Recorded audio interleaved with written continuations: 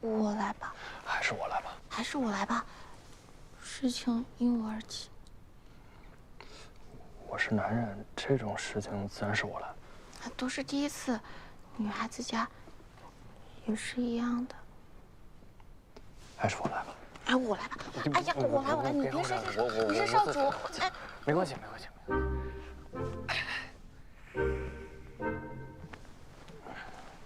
那一起睡吧。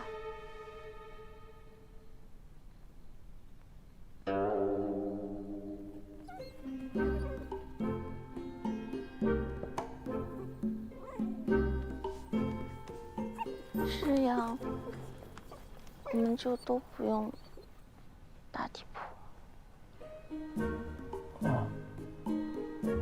那睡吧。我吹灯。就让它亮着吧。好。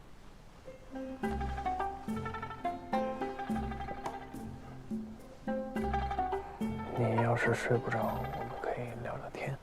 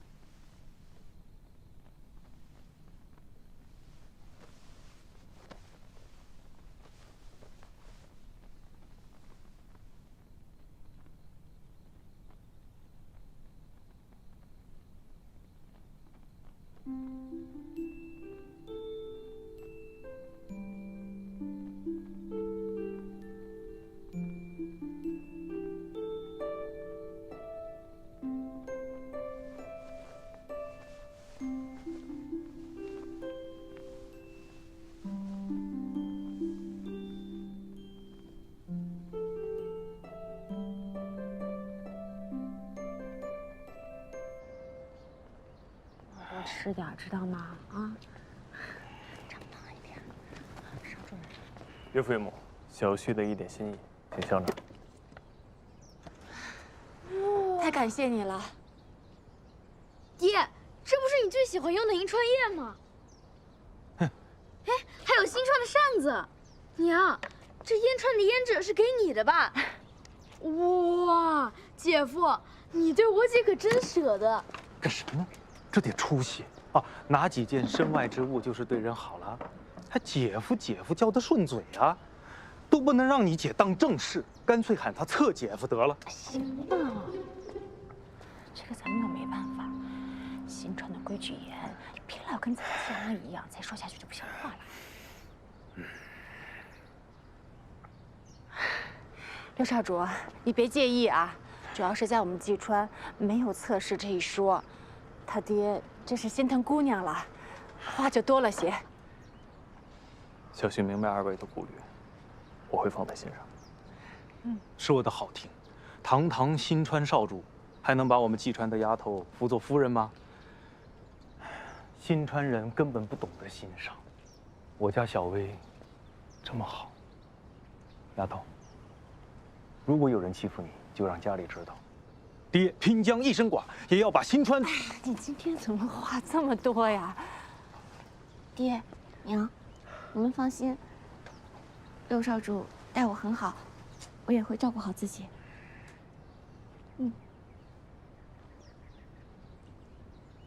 李仓，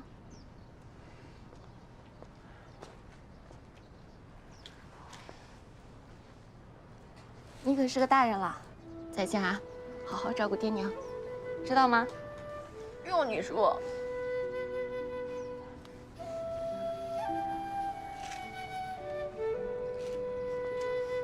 岳父岳母，小婿保证会尽我所能好好待李薇，请放心。我只见你行事，不听你信口开河，莫要做言语上的壮汉，行动上的矮子。谨遵岳父教诲。少主，时候不早了，宫门就要开了，这要是碰到上朝的人就麻烦了。要不，好，我们即刻就走。好，即刻就走。一定要照顾好自己啊！有什么事儿给娘捎信儿啊！不用惦记我们。我们会好好的啊，有事给娘捎信儿啊，拜托了少主，照顾好自己啊。我一号桶。有事给娘捎话啊。好，走走走，跟姐道别，不用担心我们啊。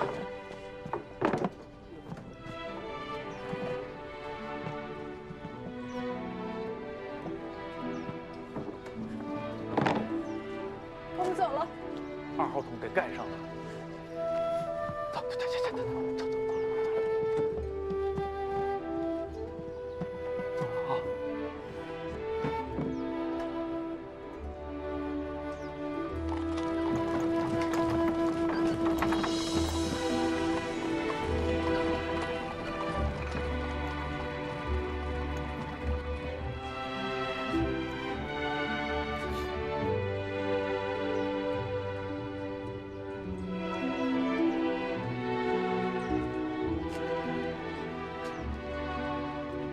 下一次一定风风火火见他们了。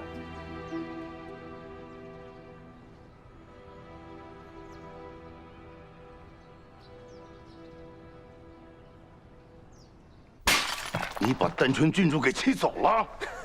费西诺还是知错了。你们才成亲多久啊，就把人给气回娘家了？你是怎么做到的啊？你知不知道上官仪的姐姐是丹川川主？还是知道，还是不是故意的？哎，行了，别吞吞吐吐的了，快说呀！其实那一天，哎，我还有一个这个不情之请，不知道能不能答应。说，就是，是这样，是什么呢？就是说，你能不能同意我这个拿钱？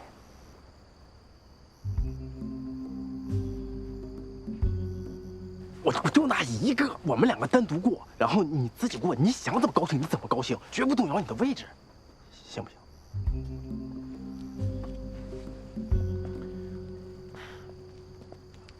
行啊，真行！吓死我了！你太痛快了，上官，太讲义气了，我跟你说。哎，你不知道，当时啊，川夫人给我物色了2个烟川的女子，哇，那真的是，哎呀，怪不得都说呀，是女子最好嫁的地方，个个都跟好家一样，哇，那是温柔如水呀。还有一个银川的姑娘也不错，说话声音软绵绵的。哎，要不然跟要，你想纳妾是吧？我，哎，你现在就给老子滚，给我滚去纳妾！那把24个老子打断你的腿！这就是那天发生的事。逆子！你现在就滚回丹川去，尽快把上官家给哄回来，哄不好不许回宫。是是是，若是惹怒了丹川主，引起两川征战，孤哪里是问？好，我现在就去。新川主敕令，念6少主承办中秋宫宴有功，德行昭昭，故着6少主尹真协同5少主前去丹川，息丹川郡主雷霆之怒，以免徒增两川争锋，不日启程。儿臣接旨。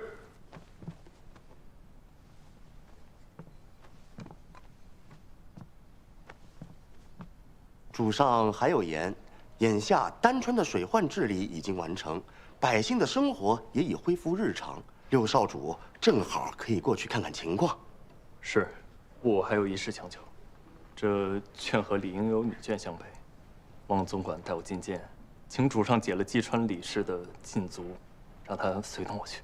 主上英明，早已想到此节，言明6少主若有此意，那便这么办。谢主上。告退。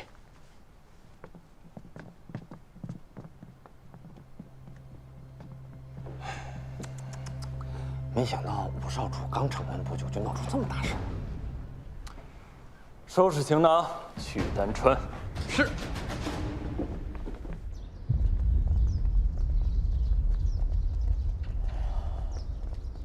哎呀，辛苦六弟妹陪我跑一趟。你这刚新婚不久就想着纳妾，色字头上一把刀，你这可是一杆枪，你真了不起。你行啊，是提了一嘴，没想到一句话把我自己送走。上官今儿被气着了，吴少主去劝劝他就好，以后也别这样了。他一个人在新川很不好受的。是。行，我知道了。你把我行李放上去。哎呀，那就这样，这一趟我就当是去远游了。咱们一起去丹川，打马吊，吃辣菜，感受一下坠玉之乡的风情。去吧。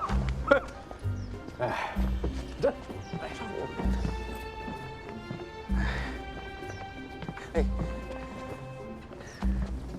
走。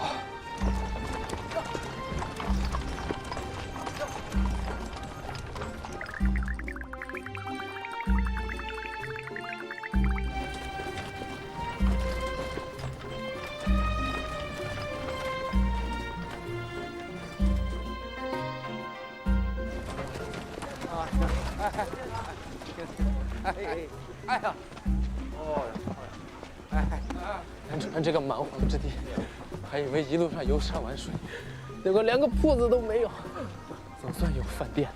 哎呀！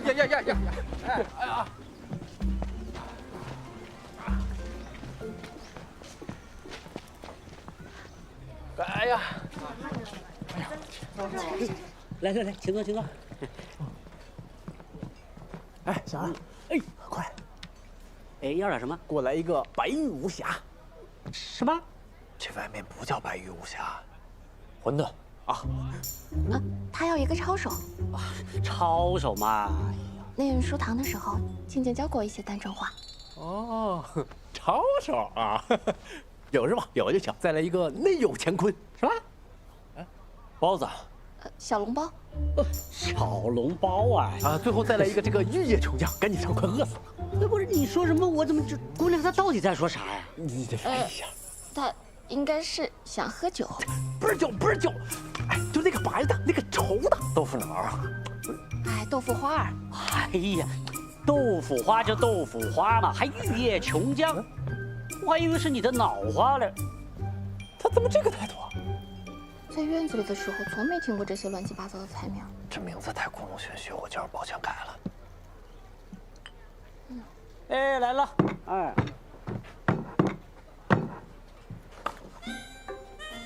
哎，小二，不对，我们要的不是那个馄饨吗？这就是馄饨嘛。啊，他们这个馄饨就这样，这里叫红油抄手。请，你先来。反正是馄饨是吧？是。哇，哎呦，辣！哎，不行，哇！来，你尝尝这个，这应该够辣。哇！喂，红的，我以为这红糖的是辣椒，这是。你怎么豆腐花他们也做辣的呀？吃不来就不要吃，男人吃不来辣子，生不出女子啊。这包子白的应该不辣。对，包子不辣。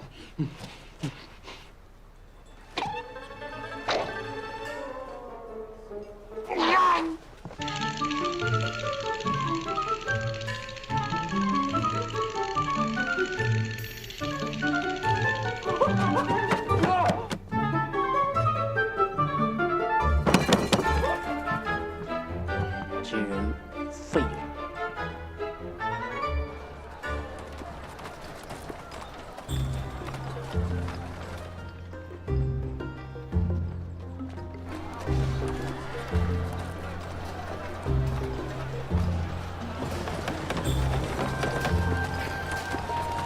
这丹川跟新川还真是不一样，女子们都自由自在的，上街也不用带木梨。辛苦你陪我跑这么远。我爹爹跟我说过，人应当行万里路，看看别的地方的人是怎么过日子的，然后取长补短，过好自己的日子。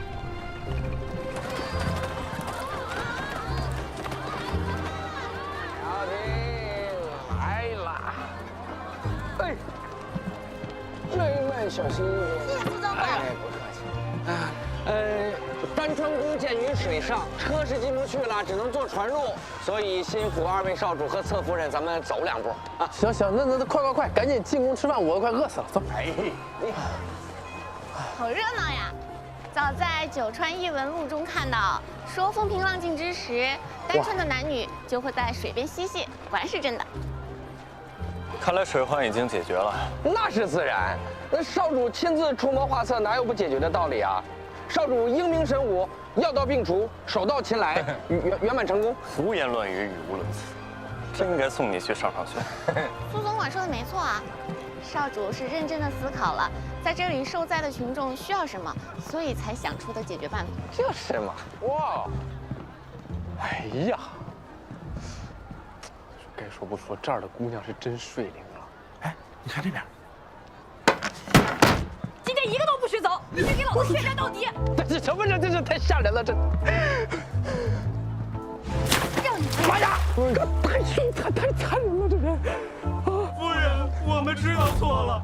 你们几个也不回家做饭，让老娘喝西北风啊！老六啊，不知为何，我来到这儿感觉膝盖发软。早就听闻单川的男子都是怕老婆，以照顾老婆为荣，忤逆老婆为耻。今日一见，果然名不虚传。我是感觉这有一群上官英，知道吧？这地狱，这就是我说这我不行，我得回家，我真的。哎，你放手！二位少主，请留步。我给你哪儿？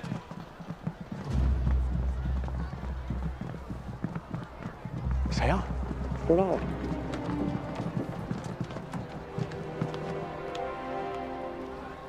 在下丹川上宫司徒景，特奉主上之命前来相迎。别，快！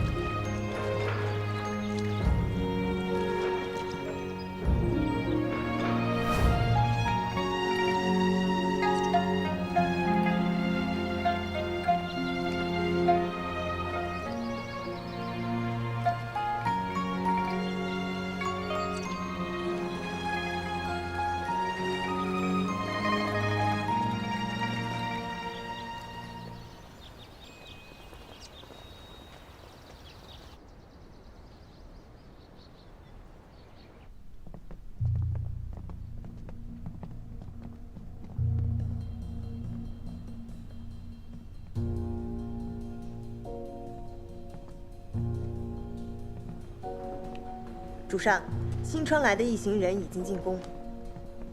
进宫了又如何？姑的妹妹，不想回去就不回去。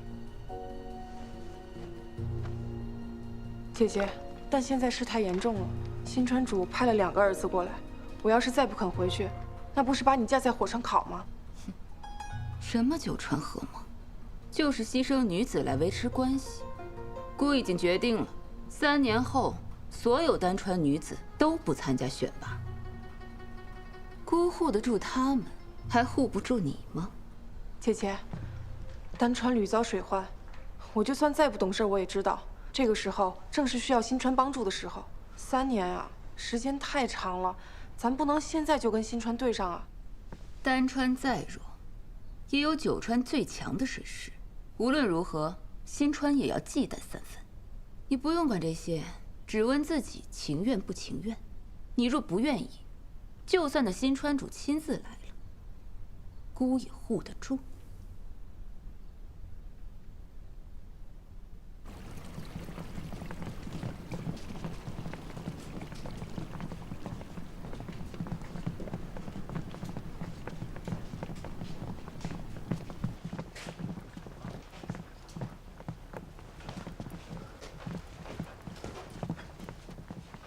不是，我坐哪儿啊？你总不能让我坐那个位置吧？那应该是你们川主坐的吧？不是，我总不能站在这儿吧？我连个座都不配有吗？你们这太欺负人了吧？丹川主到。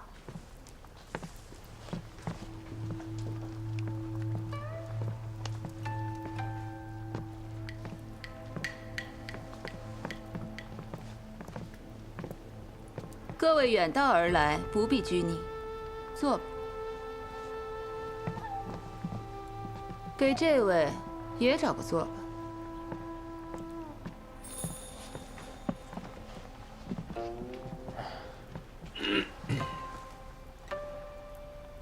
今日诸位舟车劳顿，我们准备了丹川的火锅，请大家品尝，请慢用。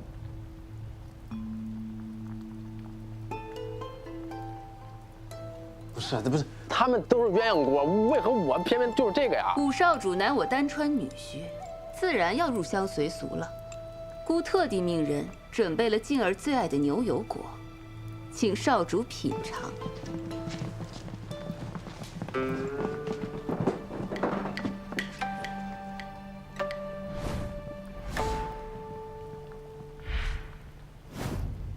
这些菜只是看起来可怕，其实挺好吃的。可能丹川主就想考验一下五少主，你不要太担心啊。这第一道鱼目，最适合有眼无珠者食之。这不难吃。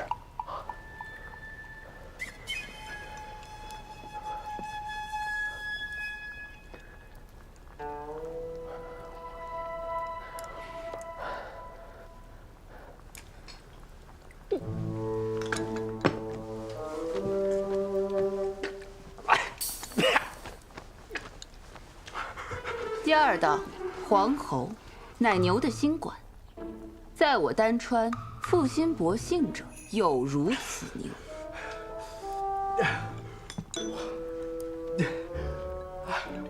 嗯。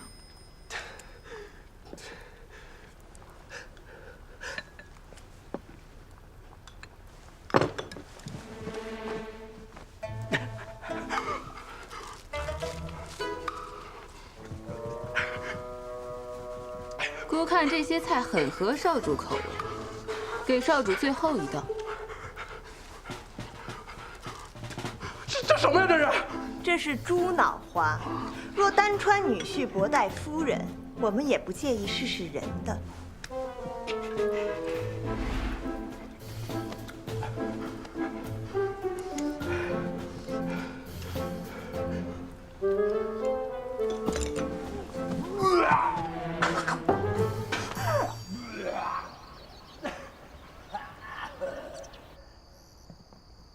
既然丹川主让我们回来等消息，你就别担心了。今晚还是我睡榻上吧，你是东家，没有伙计让东家睡榻上的道理。好像也没有伙计跟东家睡一间房的吧？这不是五少主在吗？还是睡一间房比较周全，万一传出去，惹麻烦就不好。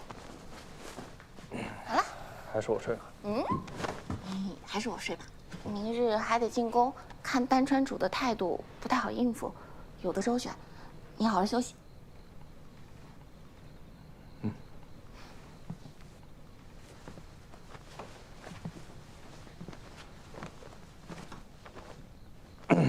丹川是九川之中唯一有夜市的，你要不要去逛逛？好啊。哦，好啊！哎呀，呀，哎呦我去，我也去。哎呀，哎，走吧。你要是不舒服就早点休息吧。老六，听我说，哥哥说一句是这样，我是这么分析的啊。你说咱们日子过得这么苦，咱们应该趁活着的时候好好玩一玩，明天不知道发生什么，对不对？再说了，我都已经拉空了，再拉我怕我饿死在茅房，太丢人了。吃点东西，李梅走，对吧？要拉也得有东西啊，走。哎呦，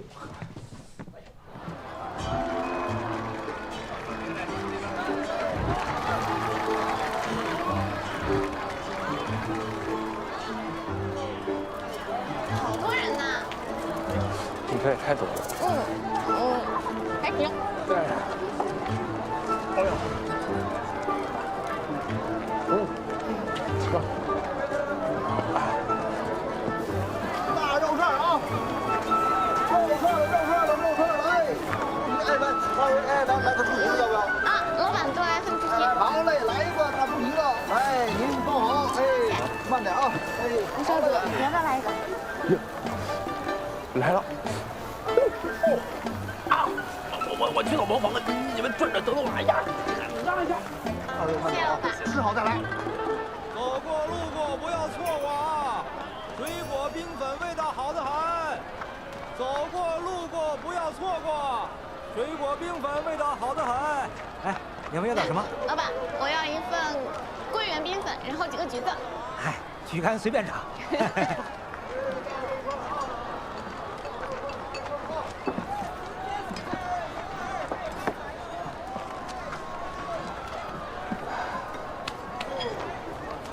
你好吗？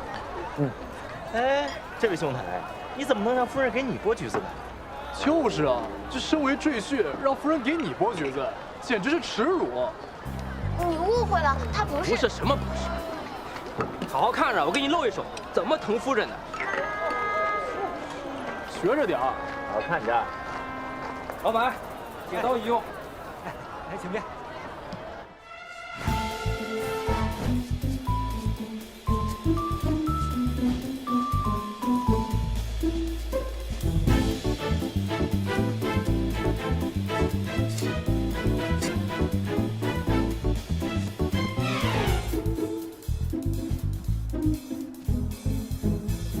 果盘来喽！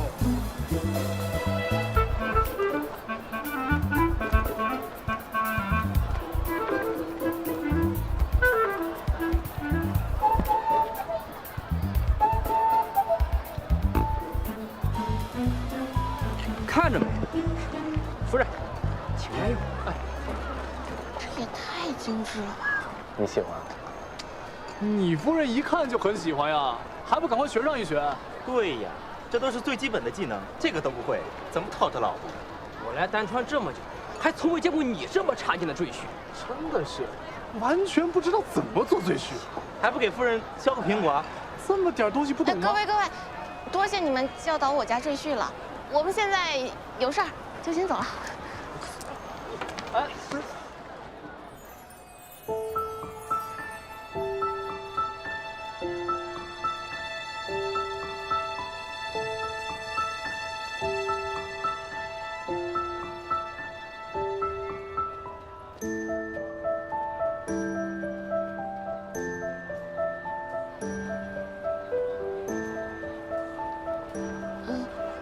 少主，刚才是我僭越了，我不该说您是赘婿，您不要见怪啊。他们虽然说话难听，但却是真的疼爱夫人。嗯，要是相爱的话，好像当赘婿也没什么不好的；如果不相爱的话，就算是皇命，也是难将就的。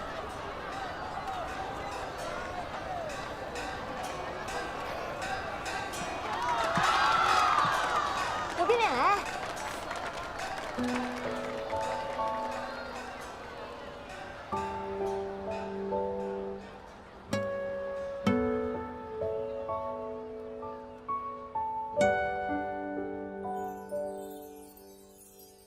南风邂逅云露，月光轻唤红烛。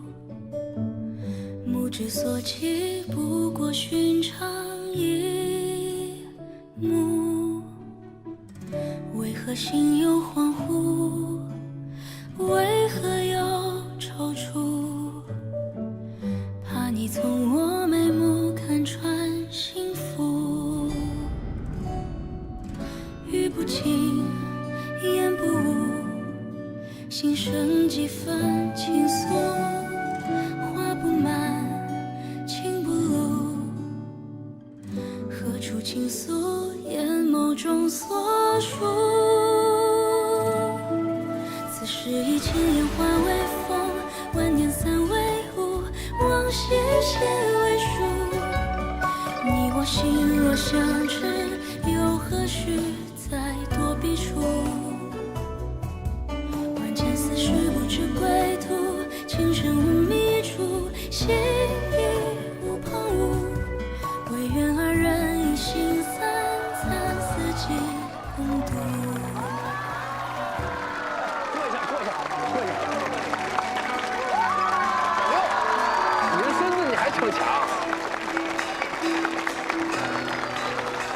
哎呀，这就上文你说的变脸吧，太热闹了。我去前面等他。啊？干嘛去？哎，呀，好。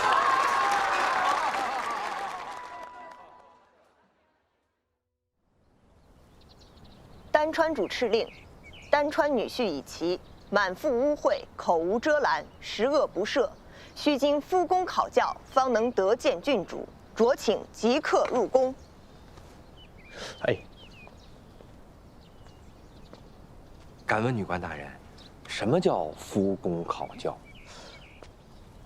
哎，对，那是啥玩意儿啊？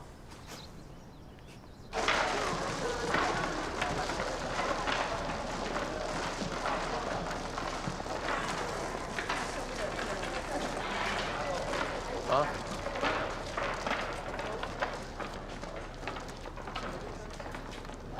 我们有夫容、夫言、夫德、夫宫4项来考评男子的德行。夫容，顾名思义，就是指容貌。武少主明显不成，又在夫言、夫德上令人失望。如今唯有夫宫1项尚能挽回。这夫宫首项便是赢牌。丹川男子若不能在牌桌上赢钱，便算不得是有本事的男人。武少主，请吧。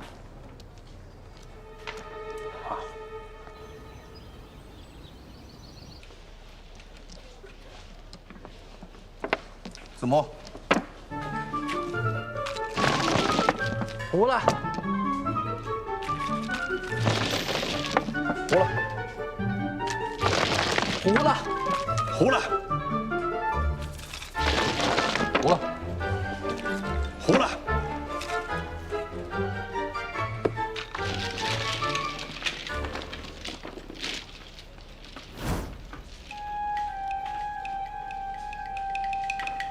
3位，破了。哎呀，不是，打错了，打错了，打错了。毁牌，牌品不行。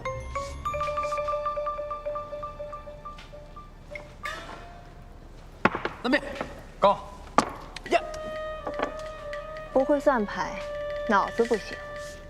发兵，要不要啊？磨磨唧唧的。要这确定？我想想，我再看看。临场点炮，人品不行；牌桌犹豫，格局不行。你这牌凑不成了，该打7对的。他们这是在替他作弊，能行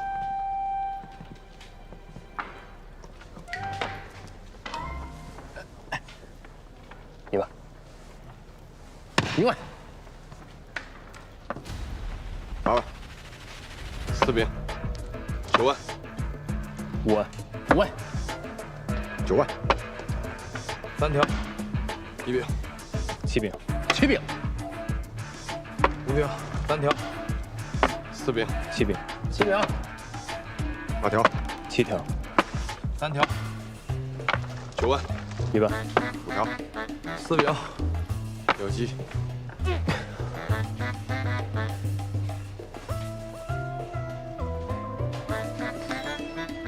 我知道。救命！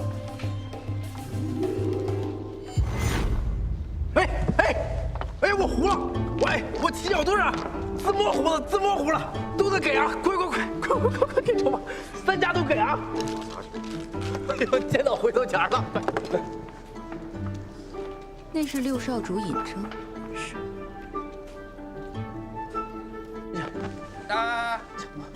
如何伺候好夫人，也是我丹川赘婿的必备夫功。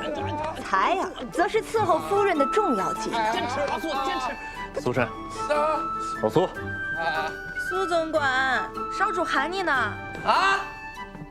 各位姑娘若是喜欢，日后常来我丹川享受便是。你说啥呢？哦，好。啊？月钱没了。啊，他手法不行，是吧？嗯。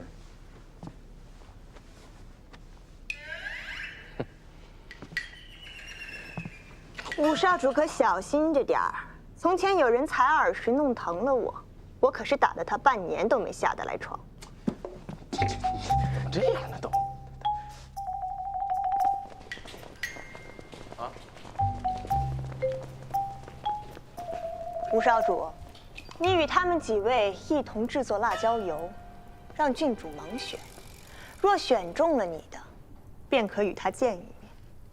怎么可能呢？我本身我就有气管炎，我上次炒个辣子差点没把肺咳出来，你这分明就是为难我。你们新川假借合盟名义，取走我们郡主，又不好生待他，这才是在为难我。此事是我们的不是，我们接受，接受哈。行，只要你们川主能消气，我接受。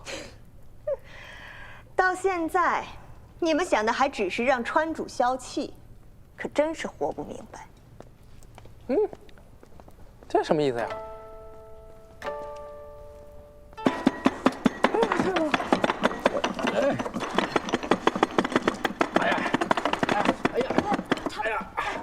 快点吧，他们都走了。我明白了，适才那位女官说我们活得不明白，是因为我们从一开始就只想着完成任务，讨丹川主的欢心。但我们来到这里，是让静静回心转意的。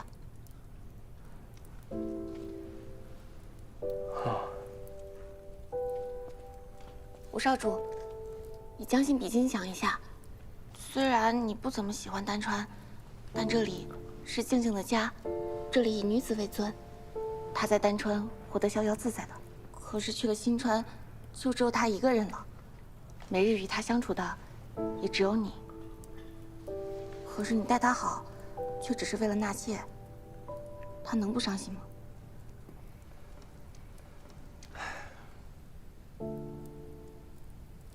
其实他们也并非是要折磨你，只是想告诉你丹川女子是如何生活的。你想啊，你在这里不自在，那上官静在新川不也是一样？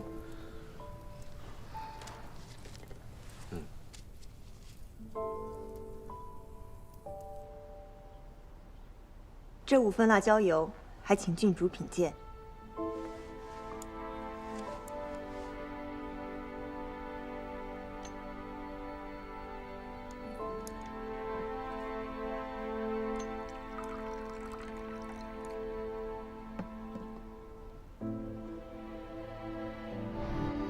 辣子馅儿的。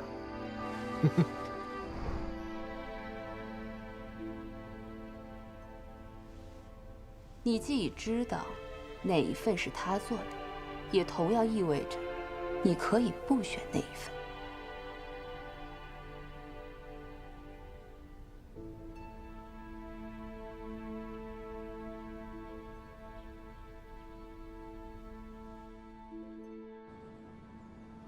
丹川主敕令，虽则严明，郡主点中新川5少主所制料品，责令夫妻2人相见。今郡主确已择定5少主，然贵川少主德行有亏，川主特收回成命。不是你们这就耍我呀！哼，5少主，姑就是耍你了。你本心有所属，自己不知争取，竟然在中秋之夜对姑的妹妹曲意逢迎，她如此高兴，你竟然是在耍她。就为了那个妾填补内心空虚，你就这么耍姑的妹妹，姑自然要让你尝尝同样的滋味。丹川主，这可是敕令要给我们新川主过目的，你如此儿戏，是要让我穿难堪吗？6少主，你我都心知肚明，这到底是怎么一回事？若上升到两川层面，你以为我丹川会怕吗？丹川主慎言，我川对贵川的重视，你也都看到了。但如此出尔反尔，这可不是一川之主所为。你们以为的一川之主是可以为他人牺牲自己人的利益，而我丹川绝不是如此。护不住自己人，便不配做这一川之主。那丹川主的意思是，想让我五哥和郡主和离？若5少主并非是能让舍妹开怀之人，和离或许对谁都好。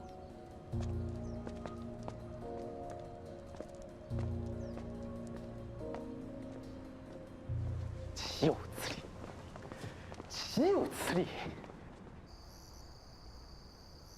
祖宗，他连这还什么小孩呀？您自己做事小人拦不住，您不能连累我们家少主完不成任务啊！你放心，我绝不连累六弟，你就跟他们说我离家出走了，你让主任通缉我去吧。怎么就通缉你？你别去，不是去躲开！哎呀！胡少主，快走啊！不对，吴少主，你也不能这么不管不顾的呀。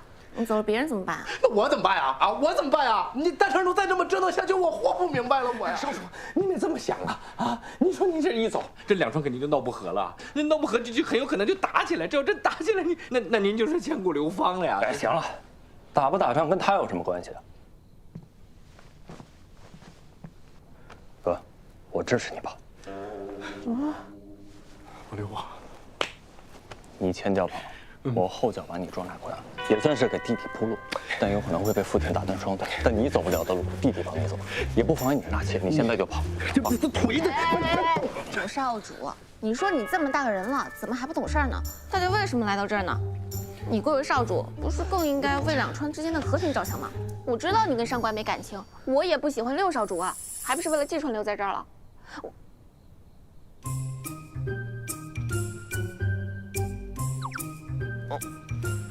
我的意思是，我配不上您，您也看不上我，真是委屈您了。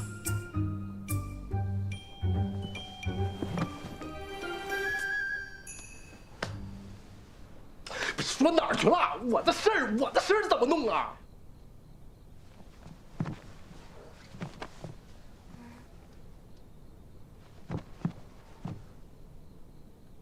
我没有顾虑，他没有顾虑，说到底还是为了想出口气。我们列一个字据，直接找单川主谈一谈，字据写的诚恳一点，要打要罚都认了吧，这样或许还有救。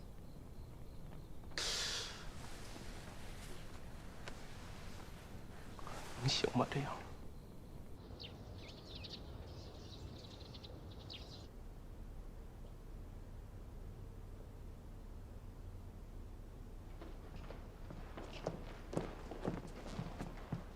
主上，新川六少主求见。单川主，六少主有话，不妨直说。这门婚事是两川合盟的凭据，因为郡主撑腰，无非是想让他回到新川以后好过一些。但在下斗胆揣测，单川主不满100年合盟久矣，也想借此机会向新川示威。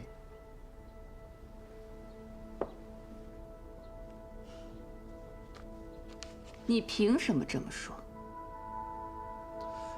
每3年九川大选，单川多找借口推诿，唯有遭遇洪涝天灾，需新川施以援手之时，才会忍痛将适龄女子下来。单川对女子一视同仁，不忍让平民百姓受苦，而这份责任往往就落在了单川主您家人的身上。没错，轻视女子之地，视女子为物。用以交换、牺牲、抵押，我单川绝不是如此。何况此次是武少主的行为折辱了我单川的颜面。就算姑答应让静儿回去，恐怕姑的水师也不会答应。单川遭遇洪涝，幸得新川施以援手，而其余7川亦仰赖新川。这一旦引战，单川恐孤立无援呀。你威胁姑？在下不敢。那你我都清楚，和平对所有人都有好处。这100年合盟，不可撼动。我只是想和单川主做个交易。交易？什么交易？以婚约立定合盟的规矩不是不可更改，现在不是时机，以后却未必。我愿给单川主一个承诺：若有在下说话的一日，必定会革新这不合理的和亲旧制。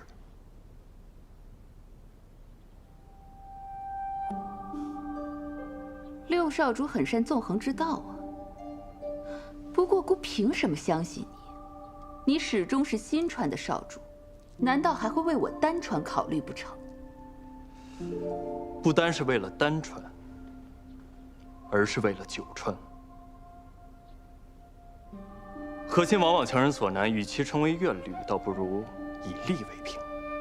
如今外传重伤，以生意为纽，难道不比婚姻更加可靠？时移时易，新传若一味守旧，就妄称新传。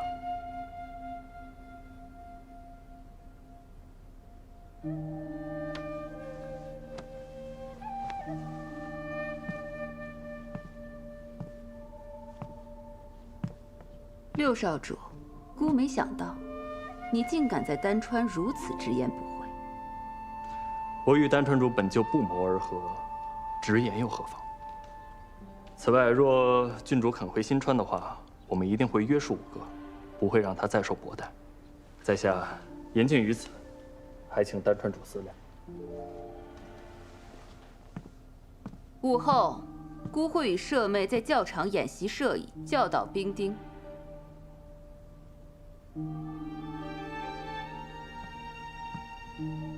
多谢丹川主。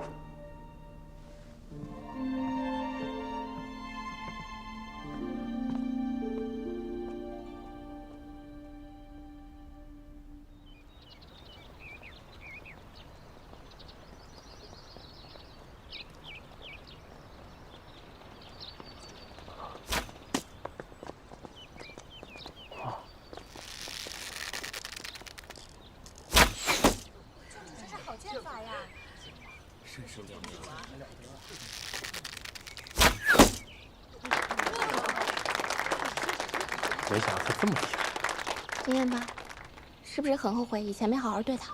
我就感叹，以前他打我大概只用了30%功力，不然我现在估计坟头都长草了。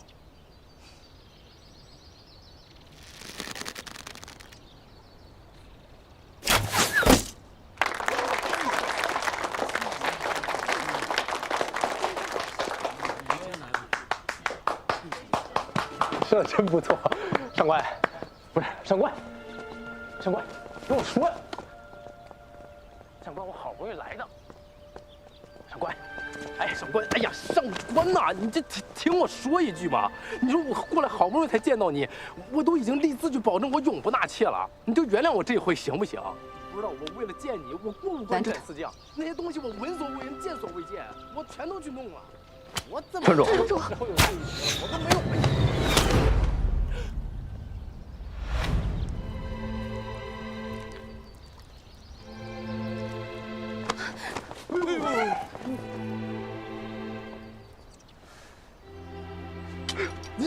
我给你包一下。哎呀，该这么结实就没了。哎呀，哎呀，姐姐，你别这么吓他，他不惊吓的。静静，没事吧？没事，放心吧。你要干什么呀？你过不过分啊？我就是来见见他，怎么？你还想要我性命不成吗？我丹川的郡主，岂是你想见就见的？除非你经过我们的考验，来啊，比射艺。啊，若你赢了他，就让舍妹再给你一次机会。怎么，不敢吗？他敢。我敢什么？我不会呀。会学啊。学什么？我现在来得及吗？不如由我带兄长，比试如何？此事与你何干呢？怎么没有关系？我俩一奶同胞，血浓于水。我五哥确实不善射艺，即便您的女官赢了，这也胜之不武。好，既然六少主下场，就让姑亲自与你比试一番。请指教。但要射船靶。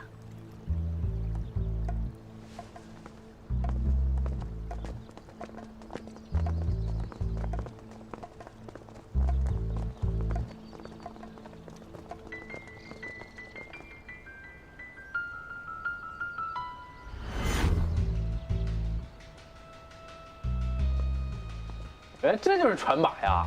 那这么近射，我觉得我也行，我来。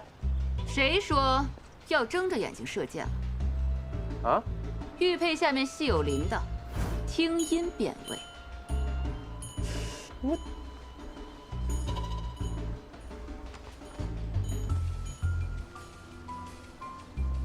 还是你来吧。你行，你你来吧。不是，这淑芬什么你我呀？都什么时候了？我相信你啊，加油！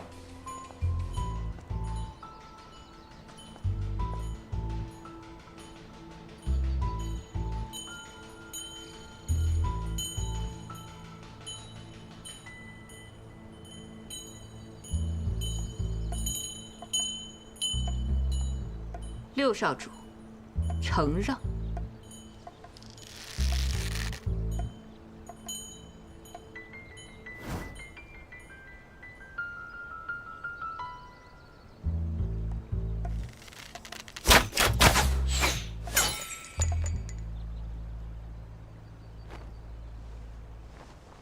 哎呀，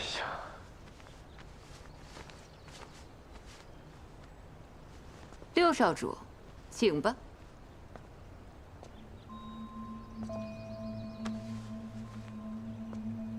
别紧张，输了就是输了。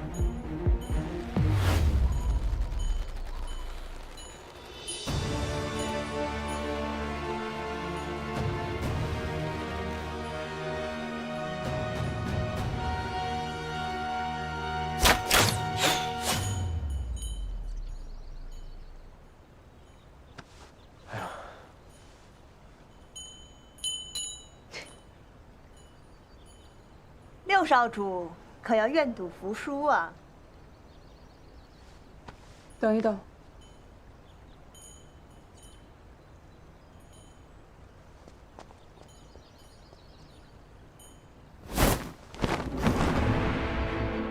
怎么会？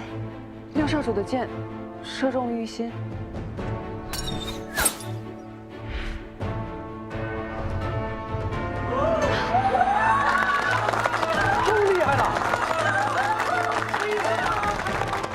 六少主，是姑输了。丹川主承让，那可否给我五哥一个机会？姑自有安排。小怪，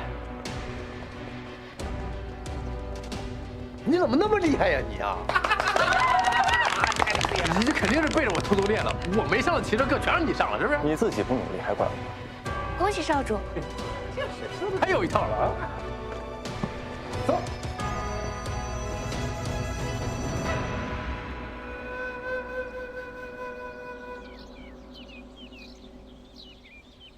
来，多吃一点儿。哎呦，这个豆腐好好吃啊！还吃得惯吗？辣吗？觉得？有一点点，但是能接受。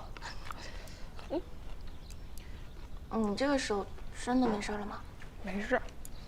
其实我现在有点矛盾，我这次来本来是想劝你回去的，但作为朋友，我还是希望你按照自己的意愿选择。虽然你姐姐说六少主赢了的话，就让你给五少主一个机会，但他又不是第一次出尔反尔了。如果你实在是很勉强，仿佛听见有人在议论姑。丹川主，不必拘礼了，坐吧。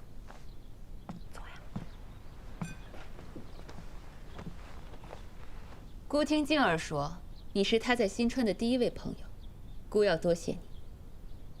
吃吧。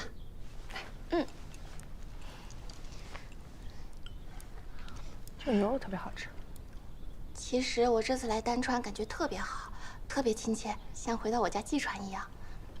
在我们季川是每个人都是按照自己的心意选择伴侣，只不过我爹爹关太小了，我只能被迫嫁到新川。被迫？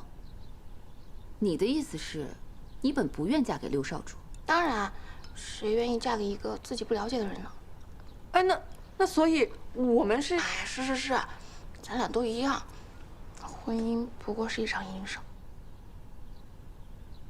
那姑可以下旨，让你留在我们丹川招赘。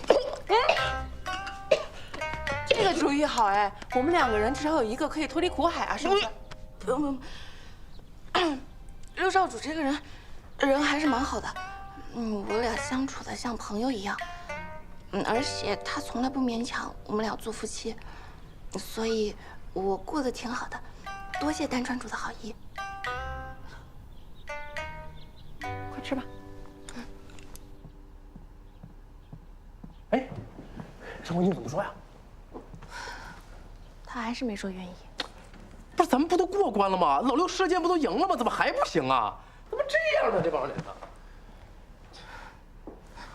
吴少主，如果你只是因为新川主的命令，才想带他回去的话，对他也很不公平。你应该问问自己的意愿，愿不愿意和他继续过日子。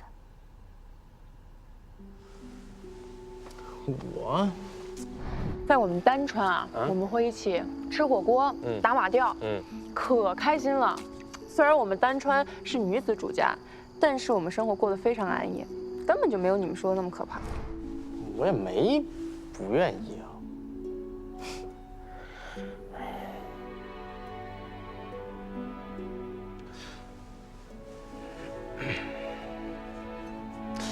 哎呀，有点热，这个房间。我出去透透气儿啊！太闷，你们聊着。太热了，燥热。其实五少主和上官还是很有可能的嘛。哼。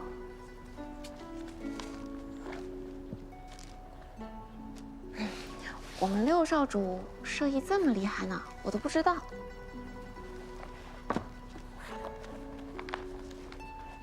你书拿反了，根本就没有在看书。哎呀，我是不是哪里做错了，让你生气了？如果不相爱的话，就算是皇命，也是难将就的。我也不喜欢六少主，还不是为了季春留在这儿了。六啊，六，哎，丹川工人又来了，赶紧看看去吧。来了。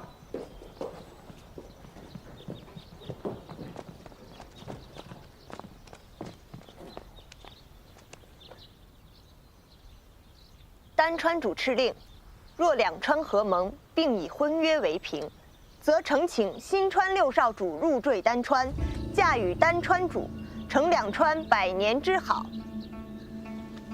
什么玩意儿啊？我跟你说，56我还是认识的啊。不是，这跟他有什么关系啊？啊？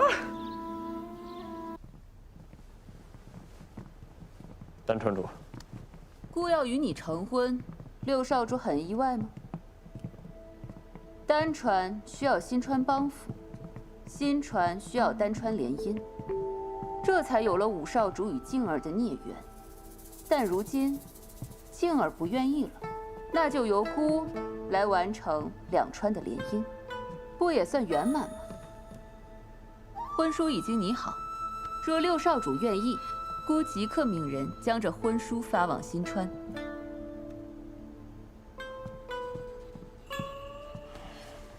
结婚的这道旨意一旦发往新川，父亲定然会舍弃你的。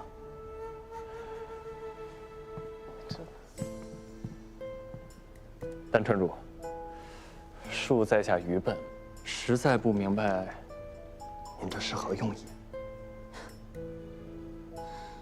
真没想到啊，姑第一次与人剖白心意，对方竟然全然不信。但六少主，姑所说的全都是真心的。谢丹川主赏识，但在下已然成婚，这不便背弃妻子。可姑听李姑娘说，你同五少主与静儿一样，是被迫成婚，毫无感情，而且她根本就不喜欢你呀。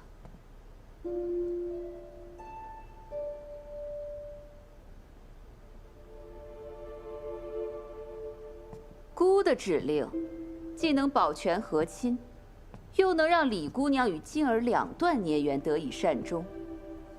哼，这岂非佳话呀？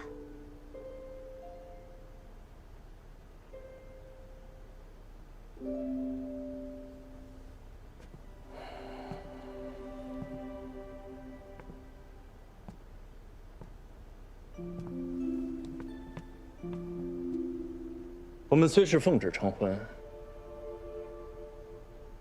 但我却是真心喜欢李薇。他若不喜欢我，也不勉强。但还请丹川主勿强人所难。我也是，刚刚才知晓六少主的心意。六少主这个人还挺好的，我们俩可以试着相处。我不想就这么和六少主分开，请丹川主高抬贵手。姐姐，莫要拆散他们了。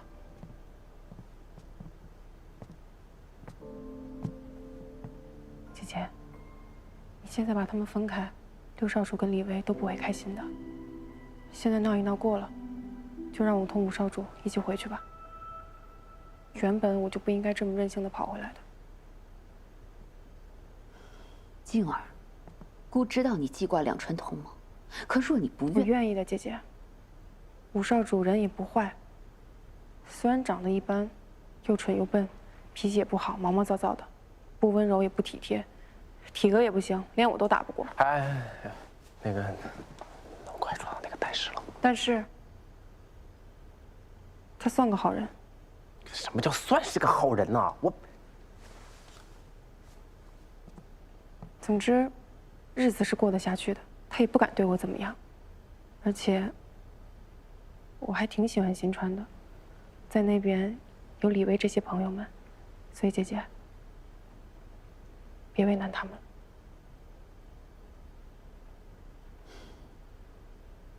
姑明白了。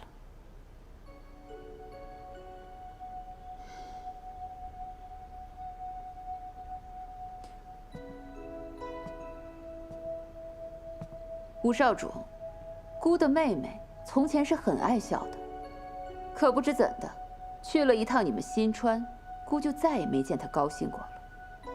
若吴少主是能让静儿开怀大笑之人，那姑就准许你带静儿回去。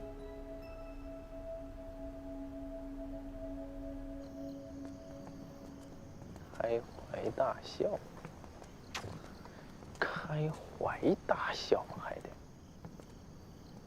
哎，这怎么样才能让上官静高兴呢？嗯，是不是他们不是还没签够吗？你们俩啊？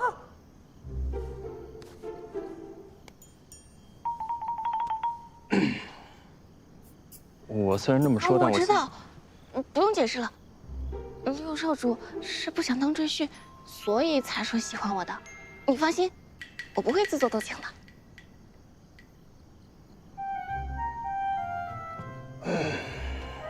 你怎么了？你胃疼啊？也没让你吃辣的呀。家老六啊，一向是不动声色的，不过你也真行，真能把他气到胃疼啊！还是我来吧。哎，你来。哎呀，疼不疼啊？哥给你护护啊！你别碰。这真的假的呀？你是不是就故意引起我的注意啊？啊？你侮辱啊！